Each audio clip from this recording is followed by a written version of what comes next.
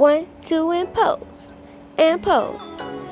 And pose. And pose. Pose. Pose. Okay. Hi, guys. So, the main thing I want to talk about, something that's been driving me crazy. And I mean crazy, guys. Like, crazy. Now that we've taken that moment of silence. Okay. It has been purpose, okay? You always hear about purpose. What is your purpose? Do your purpose. Walk out your purpose. Purpose. And then there are things that I want where if I watch videos about them, they're like, first you need a purpose. And then I'm just like, and it stresses me out so much.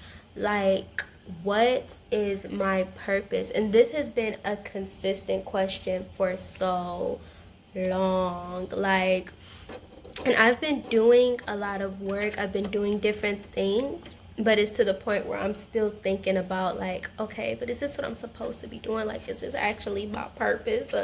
I want to do something else. I'm meant for bigger. And today I want to address that because I think I finally have found comfort in not knowing my purpose. So let's move on over to Elijah.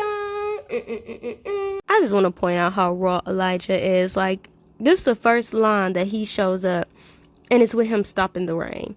Okay, so Elijah, and I dare to say many other people as well, but Elijah was the one I was studying when I got this realization from God. So, Elijah is a prophet. And throughout his story, throughout his life in First Kings, when I first started reading it, I thought his purpose was to get the people of Israel, specifically Ahab, who was king at that time, to turn to God, because majority of the actions that he did supported that, right? Like, he told Ahab, okay, you acting crazy, it ain't raining. Rain, stop, cut. And the rain was like, I ain't going down there, you going down there, I ain't going down there, all right then. And it ain't rained for a really long time until everybody like started dying because of a drought.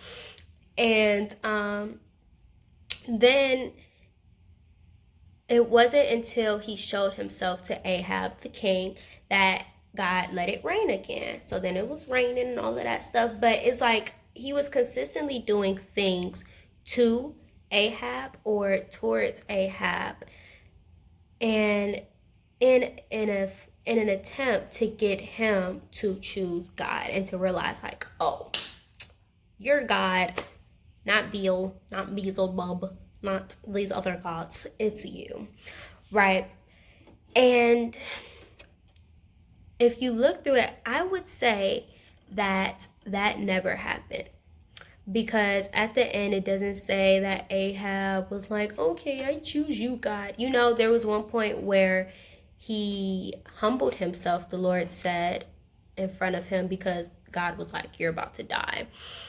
But he still never walked after God or followed God, even into death. So when I was reading this, I thought that was Elijah's main purpose, and he failed. Like, he didn't complete the purpose.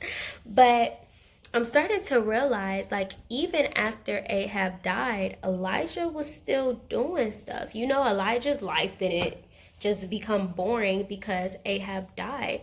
Elijah still had missions and other things to do, and now he was training up Elisha.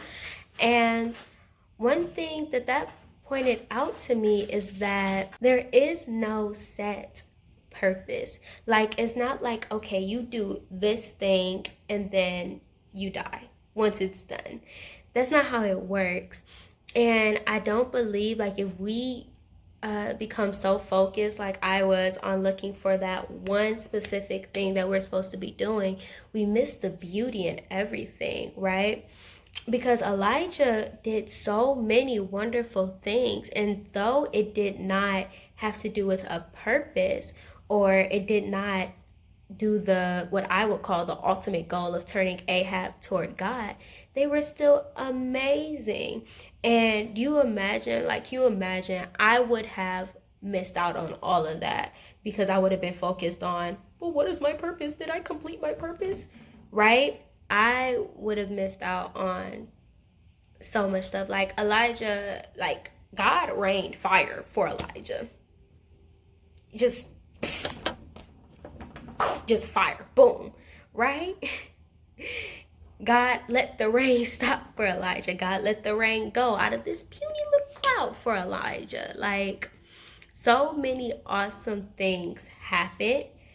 God even healed out a woman who was originally going to die from lack to have more than enough from that lack. And it's like all these things happened outside of purpose. It was just from Elijah living each day, listening to God, walking with God, and obeying God, that these amazing things happen, you know? And even unto death, I don't feel like he died because he completed a certain thing. It was just time. And he knew it was time. He didn't die from poor health or because he was just so old and crinkly he could barely see anything. He seemed like he was actually in good health considering he was walking and splitting rivers and crap. So I think he was in good health. But he taught me something during that time, and that's that don't worry about a set purpose. Your purpose comes from every day listening, obeying, and walking with God, letting God move through you. And, you know, taking a moment to look at the wonderful things that he does through you. And that is amazing. And that is one thing that Elijah did unto death. When he died, he ain't even died normal. Like, really, Elijah? You just that raw? Like, he got brought up in a whirlwind up into heaven, and a chariot of fire came down, and it was just, and I'm just like, and you know what? As of like yesterday, if I would have went up to heaven like that, I would have went up thinking like, but what was my purpose? Like, while I'm leaving in a whole whirlwind, because it was really blinding me from just understanding like, this is your purpose, to live each day the best way that you can. Help people as God asks you to, and just live in those moments. Enjoy those moments. Solve problems that God tells you to solve. You don't just let him move through you. And that is by far more than enough, because if you read Elijah's story, you don't read it like, oh, poor baby, he had no set purpose. No, you read it like, this dude was a boss. Like, and that is what life is all about. So that really helped me. I really pray that it helped you guys the way that it helped me. And that is all. I love you guys. And with that, I bid you adieu and bye.